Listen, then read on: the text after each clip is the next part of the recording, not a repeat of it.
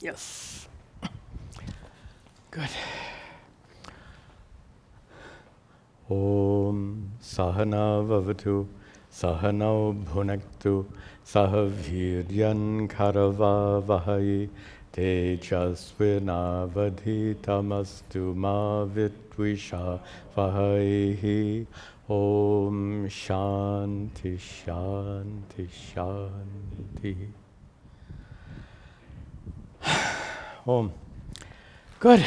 Welcome to you all to our first class on Upadesha Sahasri. We expect it to be a smaller class, but I'm glad you've come. Since we're a smaller class, can I request that no one sit in the back row? I can't see you. You're in the dark, and it'd be nice to have everyone sit a little more forward since we're a smaller class. You're okay. Just going forward. If you don't mind, just sitting a little bit more towards the front of the hall. Before I introduced the text, some important information to share with you. One is that the text that we'll be using with my translation is available on our website. You can print out a copy. Many students like to take notes. That's not a bad idea. Also, this class is being videoed, so if you miss a class, you can watch the video, and it'll be important to maintain continuity. You can also invite any friends of yours to watch the class. If you have any questions on each class, please send me an email. Those emails will tell me what I need to address in class, so please email me with your questions. And finally, we're still requiring masks. At some point in the hopefully near future, we'll make masks optional, but I've been advised that for the time being, it's probably best that we continue to wear masks. So I know you understand. Okay. Anything else? Oh.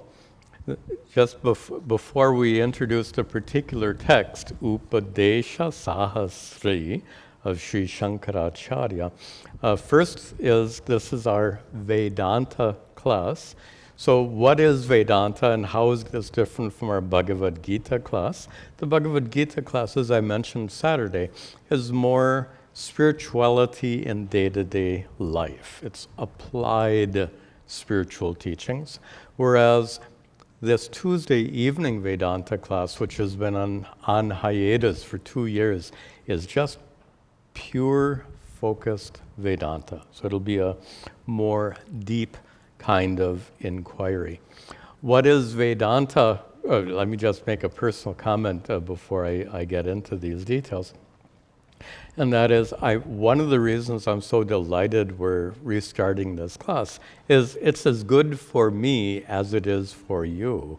We need to be deeply engaged in these teachings for a long period of time for this transformation of our thinking to take place. At some point in the text, we'll have a discussion about nididhyasana. I don't want to get into that right now. But the importance of regular study cannot be understated. But when I use the word study, it has to be a study in quotation marks, because what Vedanta is not is a subject that you study.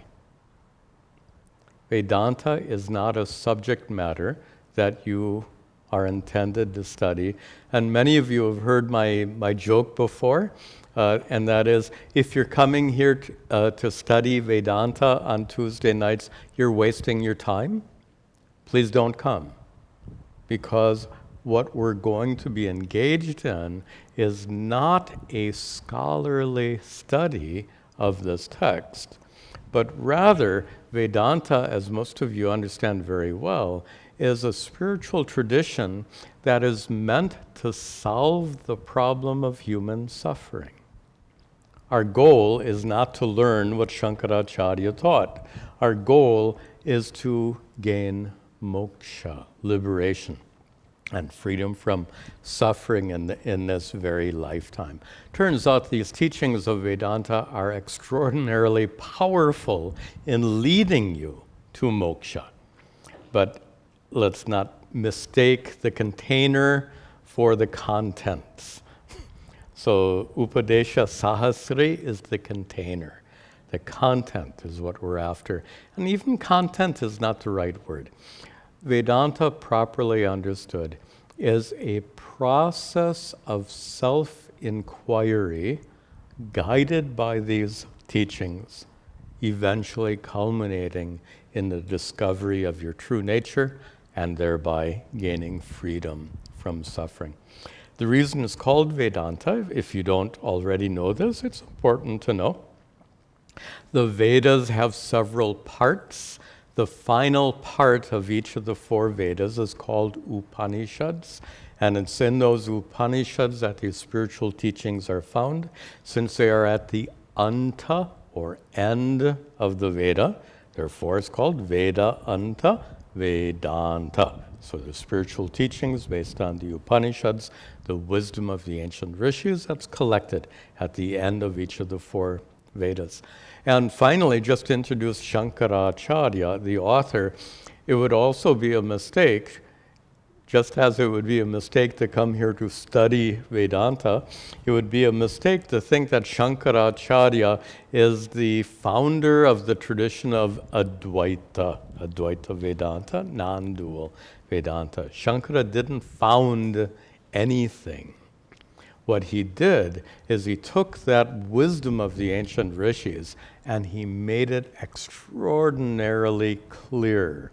And he did that primarily through writing commentaries on the Upanishads, commentaries on the Bhagavad Gita, also on the Brahma Sutras, and in addition to all those commentaries, he wrote this wonderful text among others. So he didn't invent Advaita Vedanta. It was already there. But his clarity is, I would argue, unsurpassed even today. So Shankara lived how many centuries ago, and in all that intervening time, no one, in my opinion, no one has come to teach Vedanta more clearly than Sri Shankaracharya, which is why we study his works today. After all, we think he lived around the 8th century CE, so that's 1,200 years ago. So, and no one has done better in 1,200 years, so that's why we're studying his text. This Upadesha Sahasri, there are many, many independent texts attributed to Sri Shankara. The technical term for these texts is prakarana grantha. Grantha simply means book. Prakarana means a method.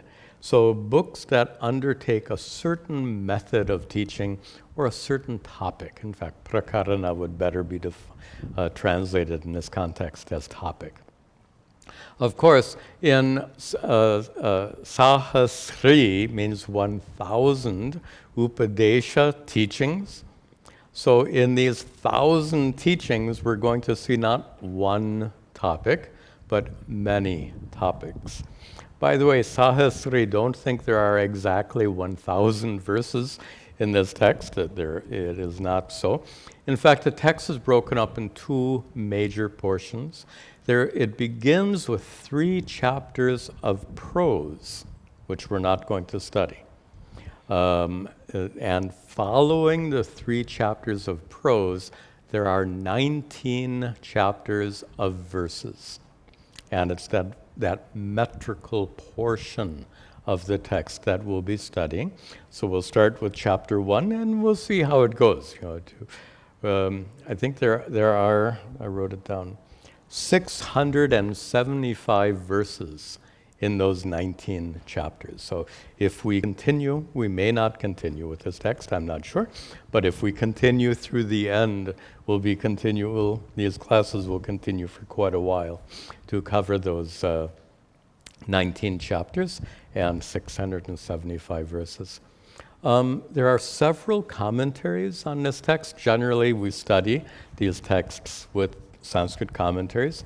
Ananda Giri is famous as the Tikakara, the sub-commentator, who wrote commentaries, sub-commentaries on all of Shankara's works. His commentary on this text, though, is quite brief. There's a more elaborate commentary by one Ramatirtha. You don't need to remember any of this. Ramatirtha lived, we think, in the 16th century. Anyway, he has a more elaborate commentary on Shankara's text, and I find it very helpful. So, of course, I study these commentaries prior to the class. I won't be teaching the commentaries. Well, maybe from time to time I may quote from it, but it kind of guides me as I prepare for the classes. Okay, and I think our introduction is complete. And we can begin with the first verse. There we are. So the first verse, there's a convention and a tradition, which I'll describe in just a moment, which is to begin a text with a prayer verse, especially a long text like this should begin with a prayer. Repeat after me, please.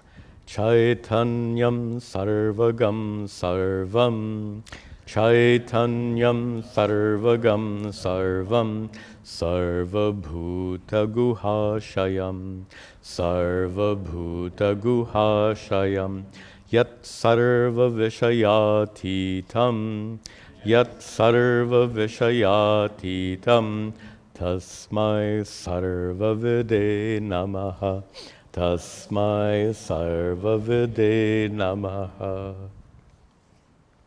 So the prayer, you can see it in the final line, tasmai, unto him, namaha, salutations. So unto some particular form of Ishvara, salutations. Now, it's kind of interesting to note that most teachers have an Ishta Devata, a chosen form of God, and many people puzzle over who was Shankaracharya's Ishta Devata, chosen form of God. Bear in mind that we think he's inaugurated many temples in which all various forms of Ishvara are worshipped. Oh, there's one more thing, an introduction I've missed. I'll come back to it in a moment. So you might think then, who is Shankaracharya's Ishta Devata? Many people will just jump to the conclusion Shankara. After all, Shankara is Lord Shiva, his namesake. And in general, Advaita Vedanta has been pigeonholed, if I can use that term, as a Shaiva tradition. Not true. It's true that many Advaitins are Shaivas. It's equally true that most Shaivas are not Advaitins. So don't make these assumptions that I think it's really a mistake to label Advaita Vedanta as a Shaiva. Shaiva means focused on Lord Shiva. So it's, even though especially in some parts of South India, there's a strong Shaiva connection, but in general, that would be a mistake to make that assumption. And to back that up, it's interesting that in Shankara's, I did some research in the introductory verse to his famous text, Aparoksha Anubhuti. In the prayer verse, he addresses Hari, Lord Vishnu. Then, in Viveka Chudamani, perhaps one of his most well-known texts, he addresses in the prayer verse, Govinda. Now, a little tricky, which Govinda are you talking about? It could certainly be Sri Krishna. It could also be his guru. His guru happened to be named Govinda. But he didn't begin those texts with a prayer to Lord Shiva. And in some texts, he doesn't have a prayer verse at all. In Atma-vichara, he doesn't have a prayer verse. In this text, he begins with this prayer verse, which we'll see in just a moment. And what I missed in my introduction is this. Amongst all the texts authored by Shankaracharya, like Aparoksha Anubhuti, Atma-vichara, and Viveka Chudamani, perhaps his best-known text, Upadesha Sahasri stands out amongst all of them as being the only text, the only independent text that all scholars unanimously agree were actually authored by Sri Shankaracharya.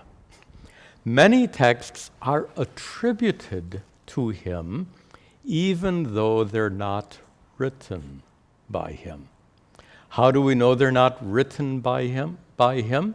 They contain certain teachings that are contrary to what he taught.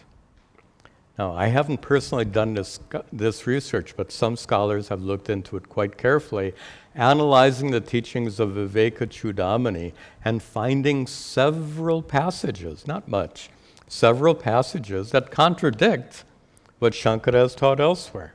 So therefore, scholars will conclude that Viveka Chudamani is not authored by Shankara himself. You might say, well, then how is it attributed to Shankara? There's an interesting trick in ancient times. Suppose you wrote a big text on Advaita Vedanta, and a big meaning, Viveka Chudamani, I think is about 600 verses long. So if you were a teacher in the lineage of Shankaracharya, and you wrote this important text, you would want it to survive. Remember, in those days, the texts were written on palm leaves. And if you wanted a text to survive, students had to be sufficiently motivated to write out their own copies. That's what was done. So your class begins, you get a copy of the text, you write out your own copy. But here's the trick. Students will only make copies of texts they think are really important. It takes a lot of work to write all of that out. And the trick is, if you wrote this big text and you are an unknown teacher of Advaita Vedanta, maybe students won't copy out your text. So if you are a disciple in the lineage of Shankaracharya, and you wrote this big text, and you wanted your text to survive, instead of putting your own name on it, what would you do? That's right.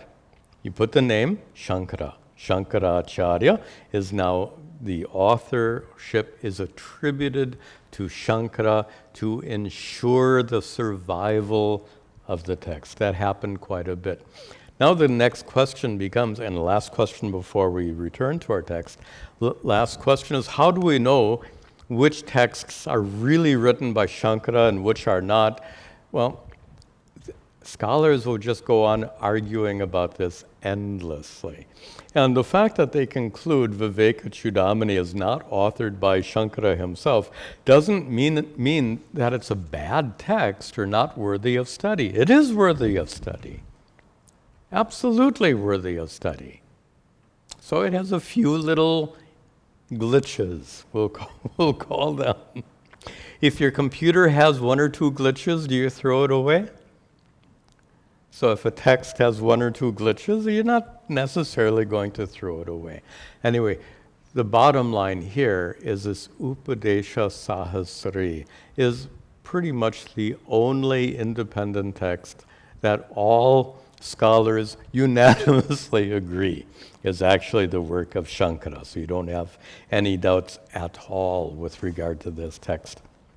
And it'll be great for our study as we proceed. So we begin with his prayer verse, and in the prayer verse, he doesn't address Lord Shiva. He doesn't address Lord Hari, Lord Vishnu, as he did in his Aparoksha Anubhuti. He doesn't address his guru, Govinda, as he did in Viveka Chudamani, what form of God does he address?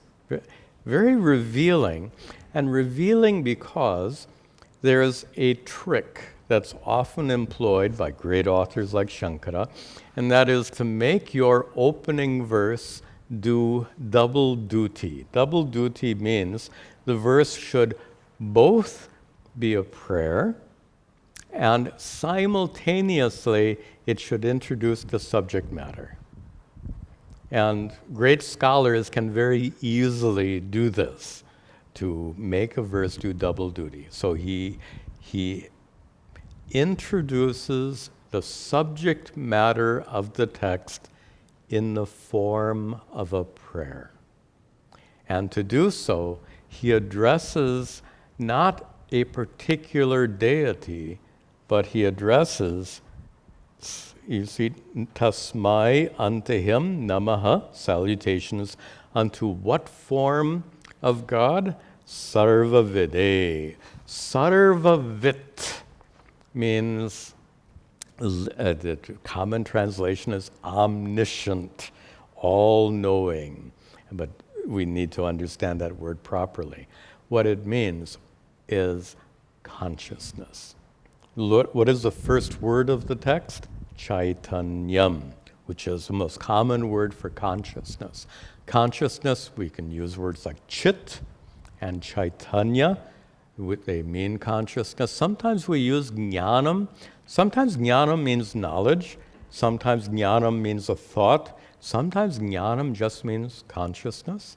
A few other words, jnapti, we use spurti. These are words used perhaps a little less commonly to mean consciousness.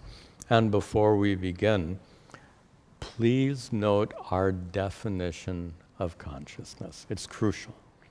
Consciousness is that by which you know what you're experiencing right now. Right now you're having an experience. Is that experience known to you or unknown to you? Obviously, whatever you're experiencing right now is known to you. It's known to you because of consciousness. We could say, it's a little awkward in English, we could say the knownness of this experience is consciousness. This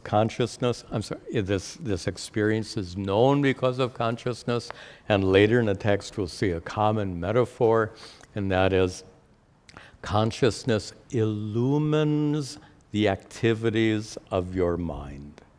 Right now, this experience is taking place in your mind, right? Your eyes and ears are picking up whatever is happening around you. Your eyes and ears convey all that information to your mind. And in your mind is an image of me. In your mind are words emerging as I speak them. That actually occurs at two levels. Obviously, it occurs in the room. I'm sitting here in a room. The room is filled with the sound of my voice. But all of this is also taking place in the so-called room of your mind. The science of neuroscience has been studying this very deeply and starting to understand how it is that our sense organs function with the brain to create all of this amazing stuff. It's the fact that we experience anything at all it's a miracle. It is just so incomprehensibly complex what needs to take place for you to see me or hear me. Anyway, the bottom line is whatever you see or hear arises in the room of your mind, so to speak, and you are aware of it, you are conscious of it. And we generally use the words awareness and consciousness as synonyms, with no difference whatsoever. So we can say you are aware of this experience, you are conscious of this experience. So here, now the question becomes, What is the nature of that consciousness? And that really is the focal point of the teachings of Vedanta and the focal point of this text, Upadesha Sahasri. What is the nature of consciousness? And that is such a fundamental question that is so rarely inquired into, except for circles like ours, where we're deeply engaged in that inquiry. You may know this, but you should know this, that science has endeavored for a long time to understand consciousness, and scientists are deeply divided about the nature of consciousness, and they don't agree on anything. There are many scientists who say consciousness doesn't exist. Huh? Note our definition of consciousness. Consciousness is that because of which you can have an experience. There are plenty of scientists and philosophers who claim, Western philosophers, who claim there is no such thing as consciousness. They ascribe to the modern scientific worldview, which is a materialistic worldview. The world is matter and energy, nothing else. Consciousness is not matter. By the way, please don't think of consciousness as energy. Energy, understood in a modern scientific form, is the equivalent of mass. Remember Professor Einstein? He used to live down the road here about 20 miles in Princeton. So Professor Einstein showed the equivalence of matter and energy. So if you say consciousness is energy, that's the equivalent to saying consciousness is matter. So anyway, don't. Energy is a word, it's kind of like a new age word. They talk about energy and auras and all of this stuff. We don't talk like that. So we want to be very clear in our understanding. Consciousness is neither matter nor energy. Matter and energy are part of a materialistic worldview. Then we come to most spiritual worldviews. Most, not this one. Most spiritual worldviews acknowledge the existence of consciousness and material. There is a material world and there is consciousness. Often they'll use the words matter and spirit or matter and consciousness. There are a minority of scientists who are trying to understand what that consciousness is outside of the world of matter. And these scientists and philosophers are so perplexed. One famous philosopher called it the hard problem. The hard problem of consciousness is the term he coined to express something they simply can't understand. And they can't understand because science is a pursuit that's focused outside into the world. Science is an externally focused pursuit. And consciousness is present in your own experience in here. Out there, and we're going to talk about this much more in the coming verses, consciousness cannot be found or studied out there, and that's the problem science is up against. Consciousness can only be understood in terms of your own experience. Right now, whatever you're experiencing is because of consciousness. You are conscious of this experience, aware of this experience. This experience is known to you. You are a conscious being who knows what you're experiencing right now. I'll say that one more time, and then we'll proceed. You are a conscious being, sat and chit. Conscious, chit, being, sat. You are sat, chit, a conscious being who knows what is being experienced right now. Okay, we'll come back to this important teaching later. Now, here Shankara addresses not an individual consciousness.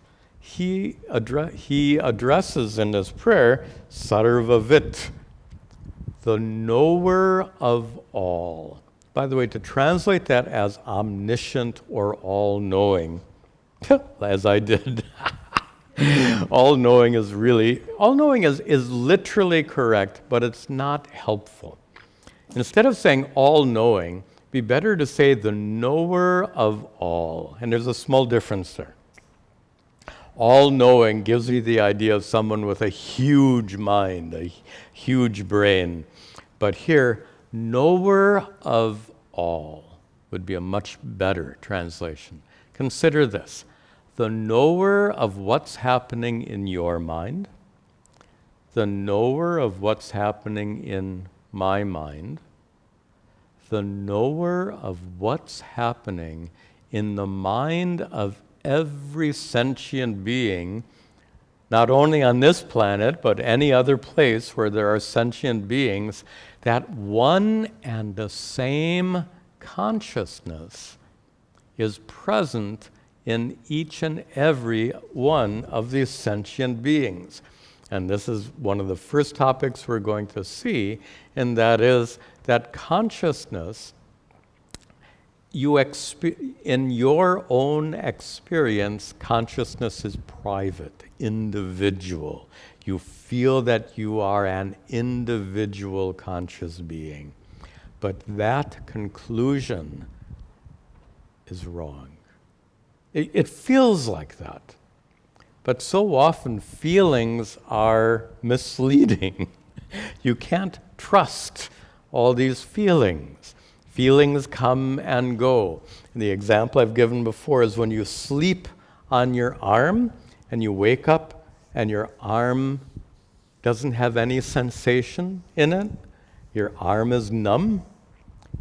It feels like the arm is not part of you when your arm is completely numb. And the reason I'm giving that example is to show you how feelings are misleading. Don't assume everything you feel is real. What you feel what you feel. Fine. Doesn't make it real. Is the arm part of you or is it not part of you? Well, depends. Most of the time it feels like part of you. Sometimes it feels like it's not part of you. Be forewarned. What you feel is not an accurate guide as to what is real. Feeling does not equal reality. Okay, which means here, is it possible that the consciousness by which my thoughts are known and the consciousness by which your thoughts are known,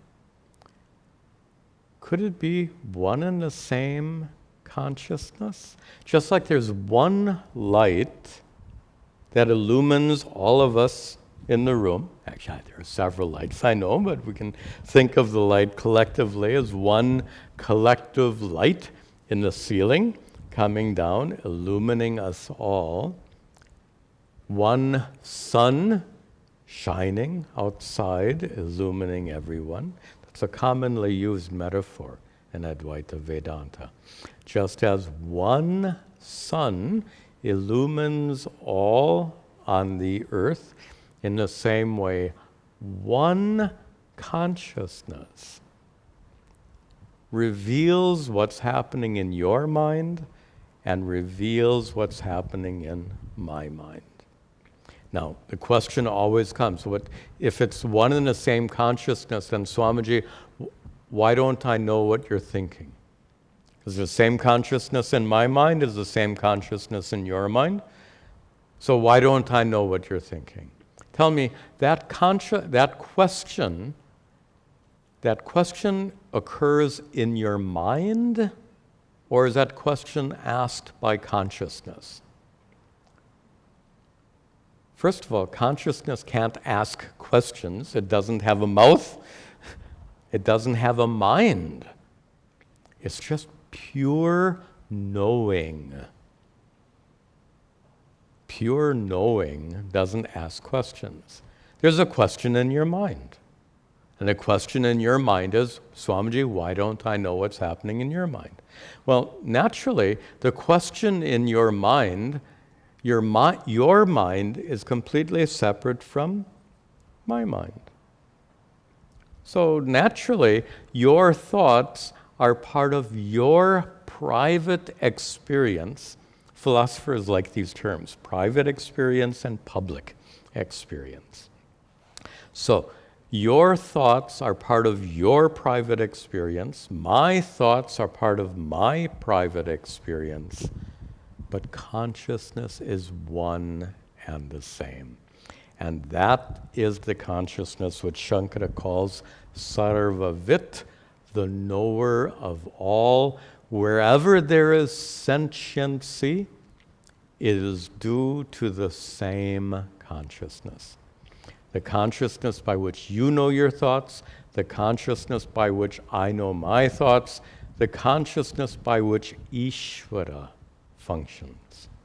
One and the same consciousness. Called here sarva-vit, the knower of all. Sarva-vide, unto that consciousness, that all-knowing consciousness, namaha. Salutations. Let's finish this verse. So tasmai, salutations unto that consciousness.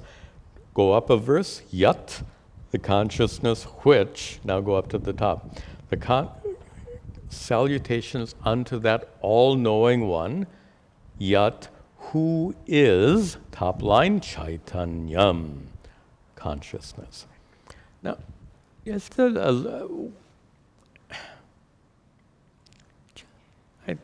I think we did it enough. Consciousness, which is sarvagam. There's our key word, all-pervasive.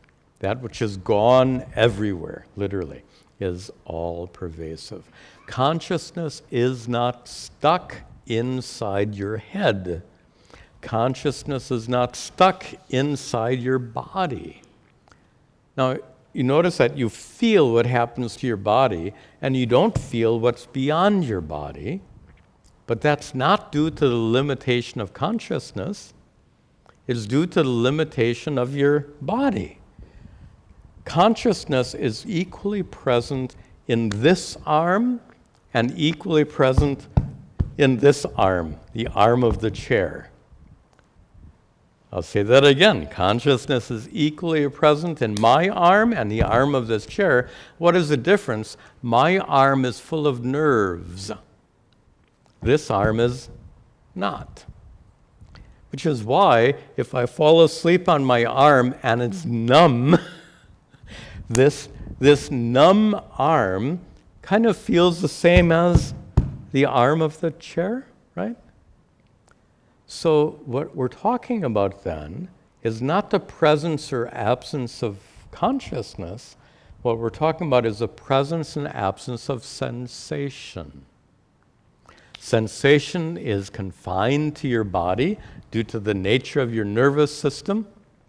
Oh, I like this weird science fiction-y kind of example. Suppose my nerves extended out through my skin, this is creepy, my nerves extended out through my skin and penetrated the arm of this chair. If my nerves penetrated the arm of this chair, then touching the chair would be like touching my body. You get it? So I'm just emphasizing this fact that, as I said before, what you feel doesn't prove anything.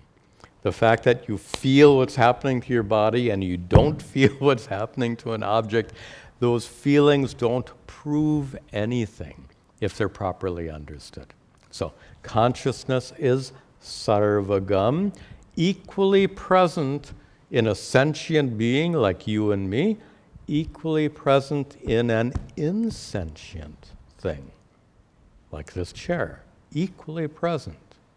Not more present, not less present, equally present.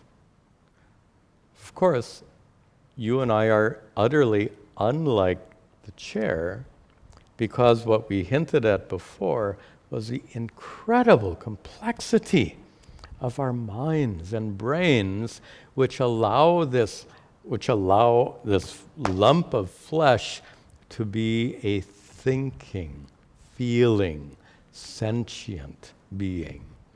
So because of if the chair had a brain and mind as complex as yours, this chair would be saying, "Why are you sitting on me?" How's that? Think about it.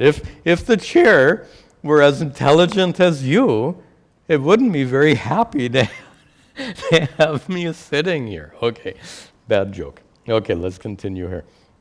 So that consciousness is sarvagam, all-pervasive, and sarvam. It's a simple word with a very profound meaning here. Sarvam means all.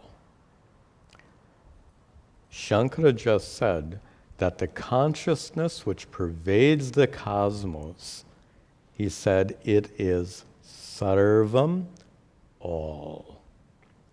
This is why his teachings are called Advaita, non-dual.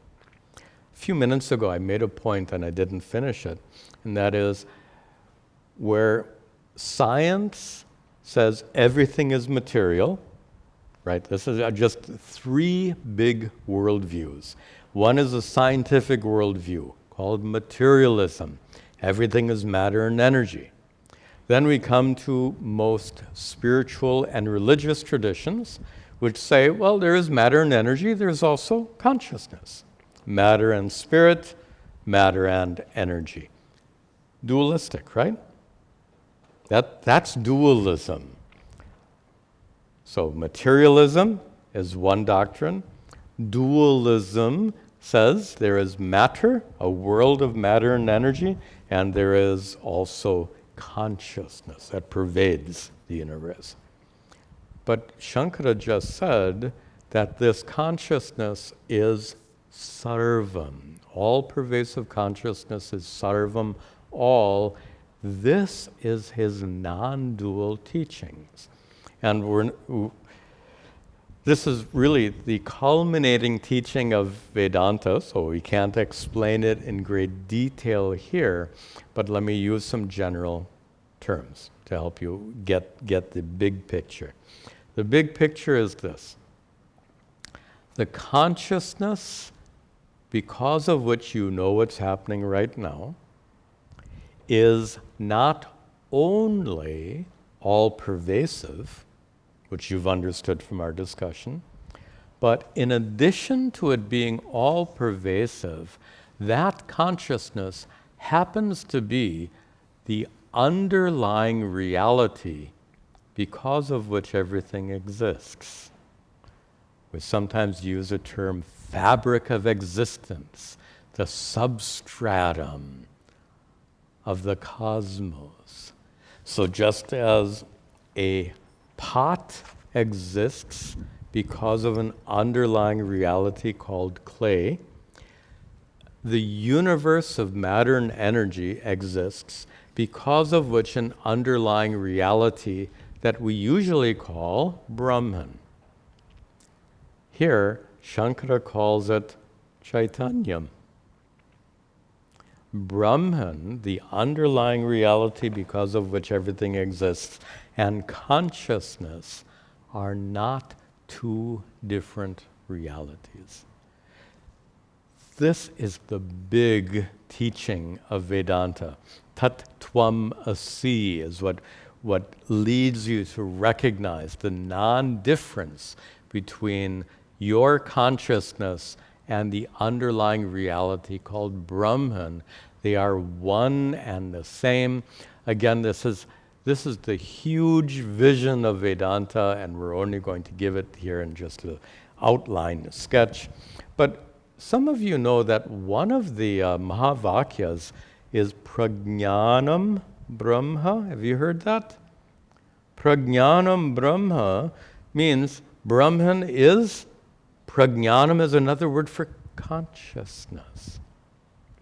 So, if you feel this isn't perfectly understood right now, that's probably good. Because if you think you understand everything right now, maybe you've got a little problem.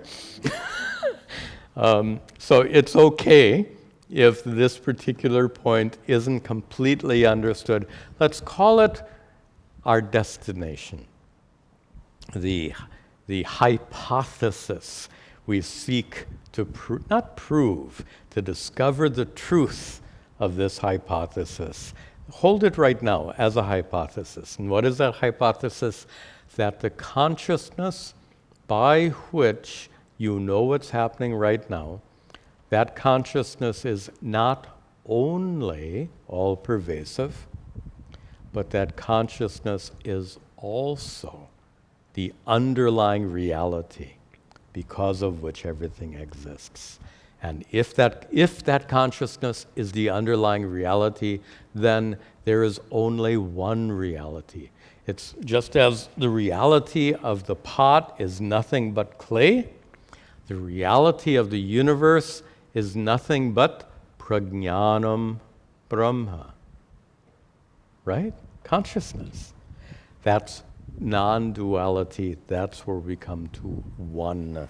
Notice that most religious and spiritual traditions, including the traditions of yoga and Sankhya, and if you know of Vaisheshika and the other Nyaya Matas, all of these philosophical systems are dualistic. They hold that there's a world of matter and energy on one hand, and on the other hand, there is consciousness. But Advaita Vedanta rejects that and says there is but one reality, that reality, Prajnanam Brahma. So here Shankara says that Chaitanyam, that consciousness, is not only sarvagam, all-pervasive, but it is also sarvam. It is the underlying reality because of which everything exists. And that consciousness is sarva bhuta guha ashayam. A little easier to understand. Ashaya, it has its abode, consciousness has its abode in the guha. Guha you may know as cave, but here it's a metaphor for your heart, and heart is a metaphor for your mind. So guha refers to your mind here. So sarva bhuta guha, existing in the mind of sarva bhuta, every sentient being. The consciousness whose ashaya, whose abode, the consciousness which abides in the mind of every sentient being. As we said before, the consciousness which illumines my thoughts is identical to the consciousness which illumines your thoughts.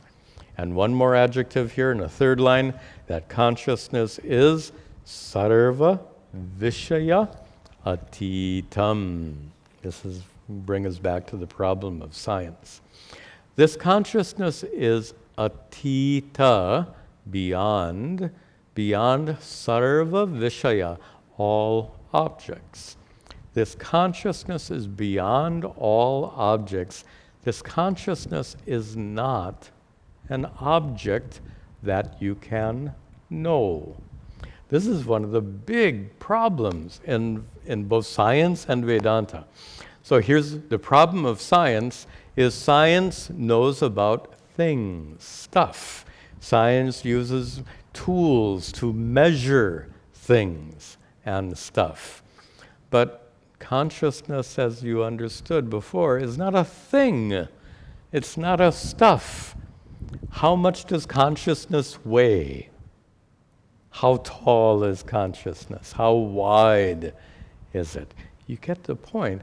Consciousness is not a material thing. It's not an object that can be known. That's what the term means here. Sarva Vishaya Atitam. Beyond all objects means it's not a knowable thing. It's not a knowable object. That leads us to one of the central challenges in Vedanta, because you've heard it said many times that you have to gain atma-vichara. You have to gain self-knowledge. And then here I just said, consciousness can't be known. Consciousness can't be known, but you have to gain knowledge of it. What? It sounds like a contradiction. It's not, of course. But here's the point. Consciousness is not knowable. Consciousness is the nature of the knower. This will challenge you if you haven't heard this before. Hear that again. Consciousness is not a knowable. The world is knowable. Consciousness is the knower. And the knower can never be known. Objects can be known. The knower can't. For the knower to know itself is meaningless, because a knower has a relationship with a known. There's a relationship between knower and known. If there's no known, if there's only a knower, how can the knower know itself? The knower is consciousness. Consciousness that just shines. That's a little abstract. A common metaphor that's often used is this. Does the sun need to illumine itself to shine? Hear that again. Does the sun need to illumine itself in order to shine, in order to be seen? You get the point. The sun just shines. It doesn't shine on itself. It just shines. Consciousness just shines, metaphorically.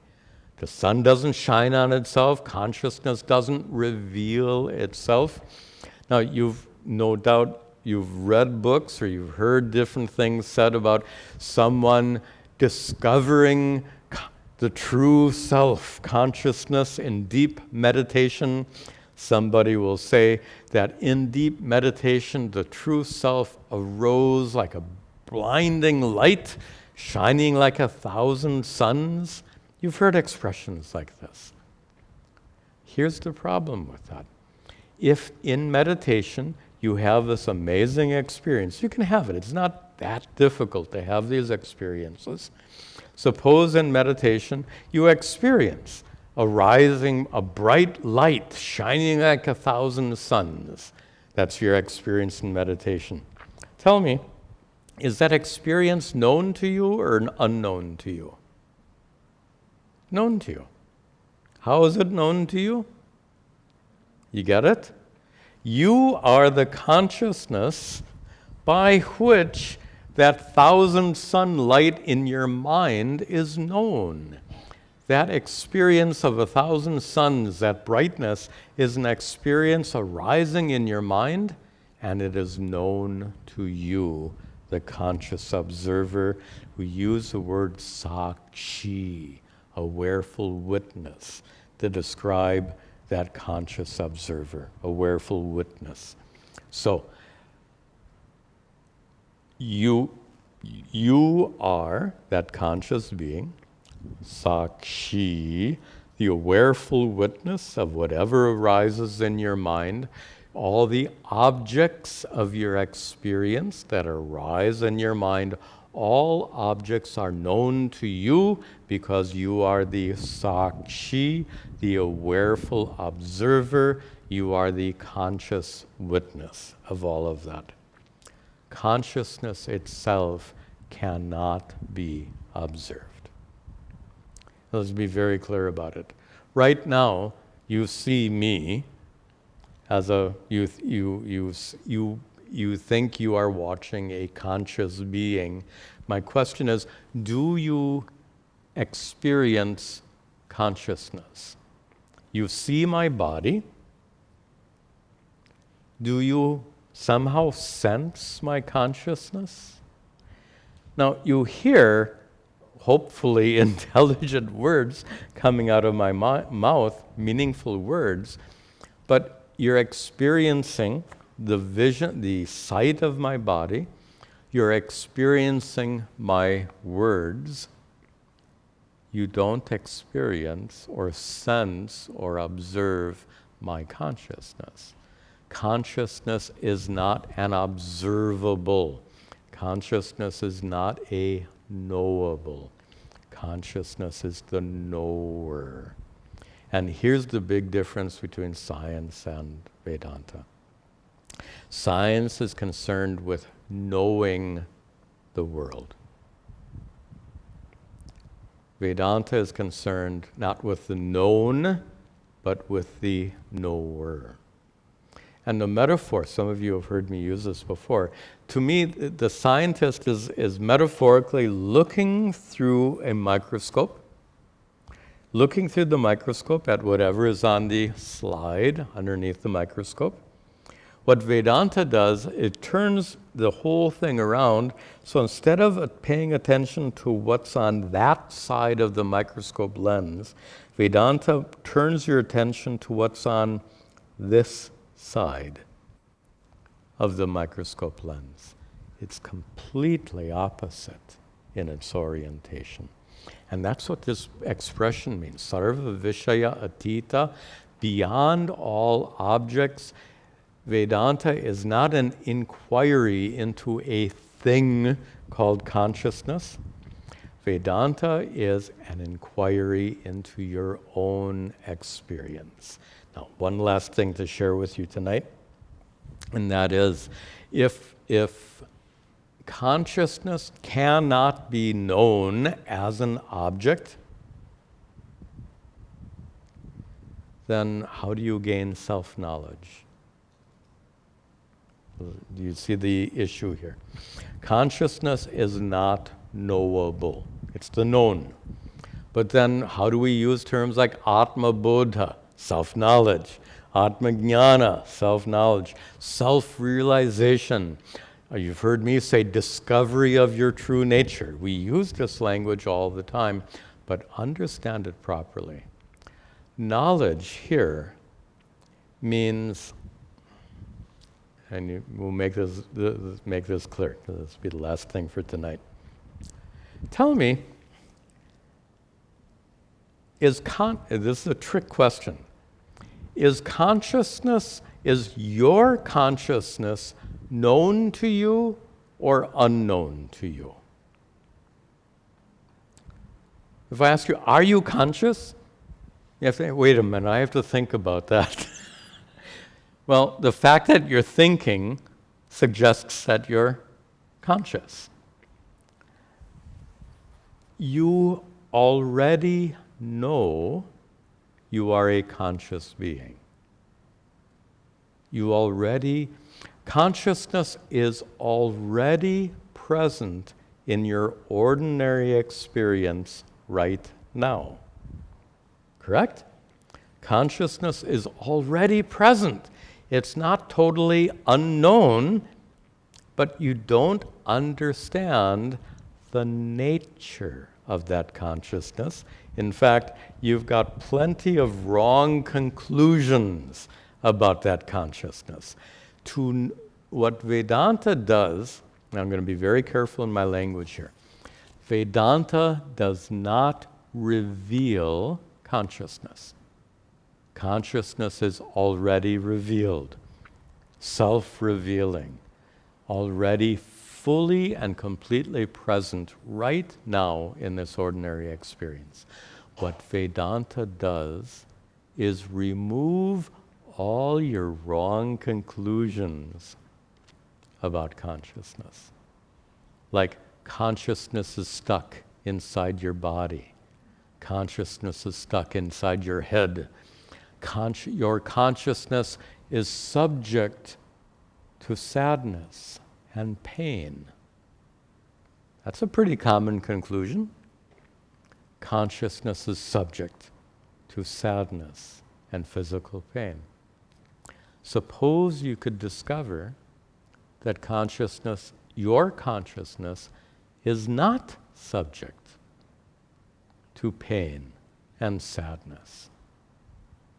To discover that your consciousness is not subject to pain and sadness means you, in your true nature, are not subject to pain and sadness. You are free from suffering. This is how Vedanta works. We're going to see, actually in the next class, I think we'll get there, the famous Vedantic dictum, neti, neti, not this, not this. Vedanta doesn't reveal consciousness. It's already revealed, doesn't need to be revealed. What these teachings do are to remove all your wrong conclusions about consciousness. You know the rope snake story? Interesting. The rope is already present, but you see it as a snake. You've made a mistake. So the solution, if you see the rope snake in the dark alley, the solution is not to reveal the rope. The rope is already there. The solution is to remove your wrong conclusion that it's a snake. So it's all negation. Neti, neti, not this, not this. And through this process of negation, the very skillful process of negation we find in these scriptures, all of your wrong conclusions about who you are, your wrong conclusions are removed.